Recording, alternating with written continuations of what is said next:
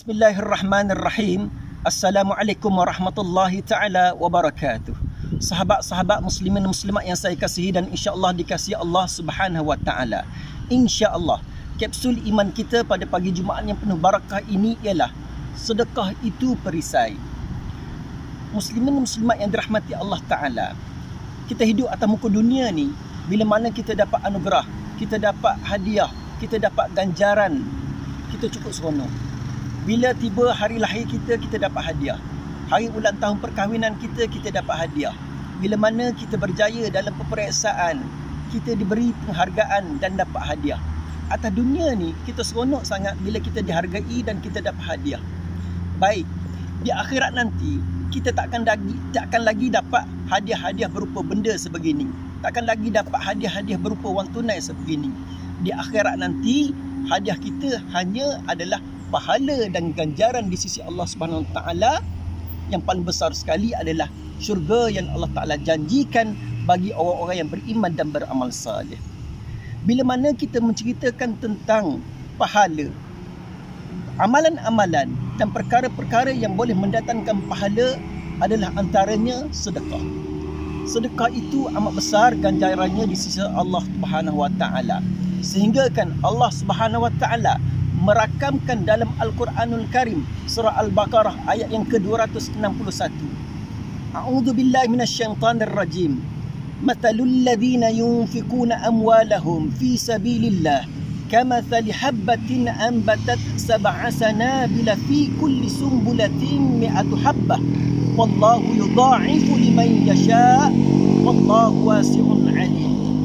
Kata Allah Subhanahu Wa Taala, perumpamaan orang-orang menginfakkan, membelanjakan sedekah, derma di jalan Allah Subhanahu Wa Taala seperti mana sebutir biji terbit daripada sebutir biji itu 7 tangkai, dan daripada setiap tangkai terdapat 100 biji. Wallahu yudha'ifu liman yasha, dan Allah Subhanahu Wa Taala melipat gandakan bagi mereka yang dikehendaki.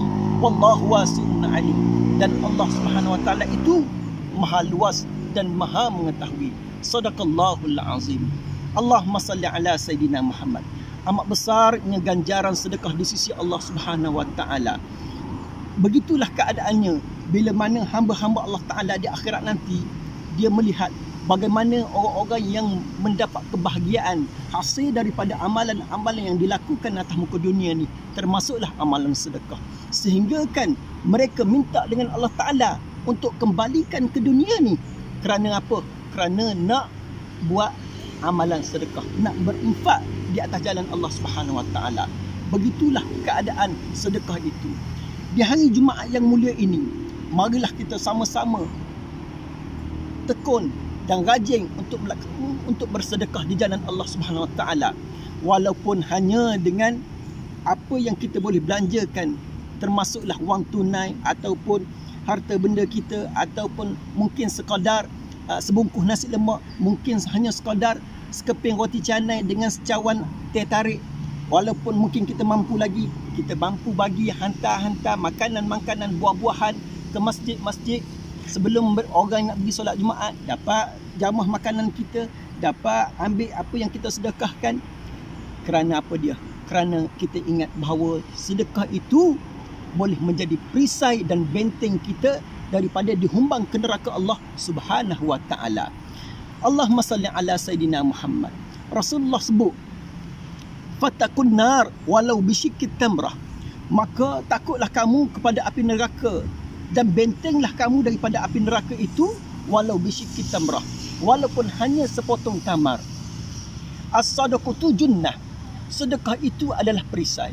Begitulah keadaannya. Rasulullah SAW menggambarkan betapa pentingnya untuk kita menyediakan perisai dan benteng daripada dihumbang ke neraka Allah Ta'ala. Lalu diceritakan oleh Rasulullah SAW, walaupun kamu sedekah sepotong kurma pun mampu untuk menjadi benteng kamu daripada dihumbang ke neraka Allah Ta'ala. Apatah lagi kita bagi sepinggang, belanja kawan kita sepinggang nasi biryani. Apatah lagi kita letak benda-benda makanan-makanan, buah-buahan, Allahu Akbar, untuk orang lain makan, untuk orang lain jamah, untuk orang lain kenyang perut dia hasil daripada sedekah-sedekah itu. Allahu Akbar. Maha besarnya ganjaran di sisi Allah Subhanahu Wa Taala.